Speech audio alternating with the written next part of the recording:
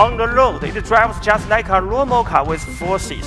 You only need a regular driver's license. When you stop, press one button, the aircraft comes out from the back.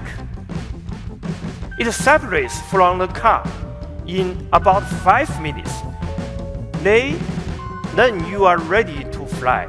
I think driving and flying become one simple journey.